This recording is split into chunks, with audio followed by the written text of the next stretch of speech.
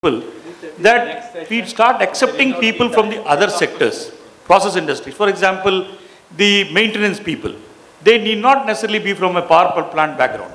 They could be from the other process industry as well. So there I think HR has to do a lot of work. And also possibly look into certain fixed period employments in certain areas. Okay, so the first question that you asked about the redundancy in the distribution model changes, I think that is very small compared to the kind of changes which are coming across generation, transmission and distribution, all three. Primarily led by the changing skill needs because of the technological changes and business model change, commercial model changes. And it's not one, it's a series of change that is happening. The ability of the organization to anticipate those changes ahead of the time and the agility of the organization to reorient the workforce with the new skill set and redeployment. That is where it makes a difference, and we are greatly impacted by it.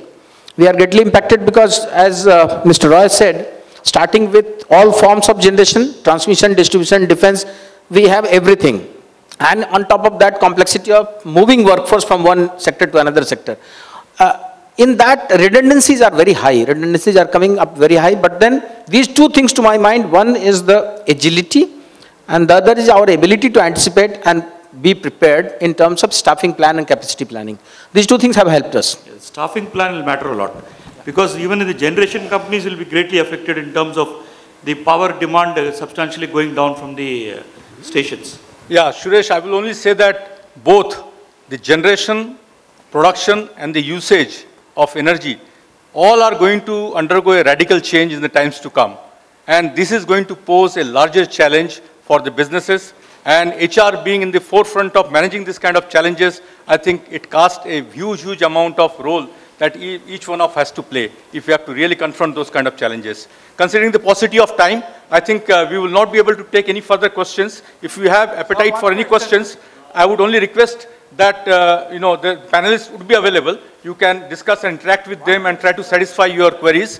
So I would just close the session by conveying my sincere thanks to all the panelists for keeping this session very interesting and engaging. And I hope that you also must have enjoyed through this journey. And we all look forward to having a very exciting times in the energy sector. Thank you very much. One question, sir.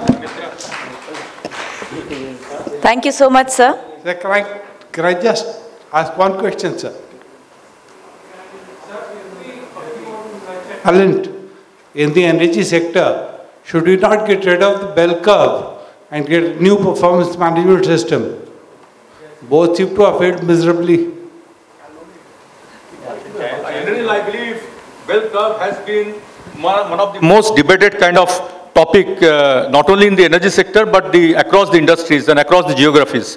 I think it's a much larger issue to be debated. You can see the insights from all the panelists after the session is over when they are available. And doing justice to the time, I will now hand over the mic to Thank you, sir. The anchor person. Thank you. Thanks to all the panelists for sharing your experience and giving us such a knowledgeable and exciting session.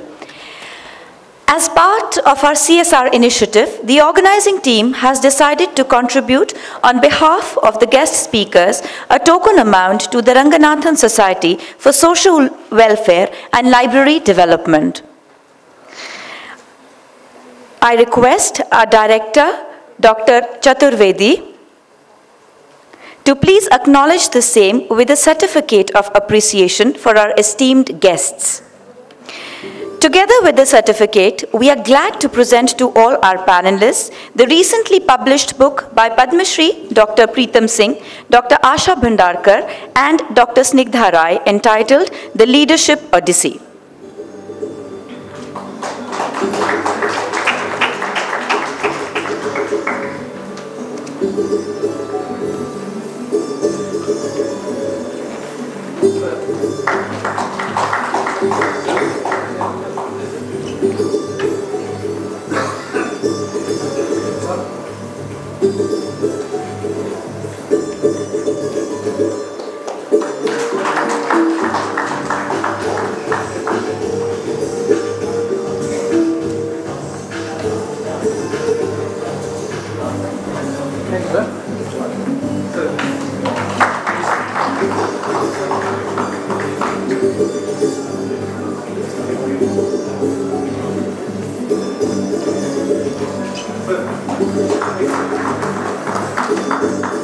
Thank you, sir.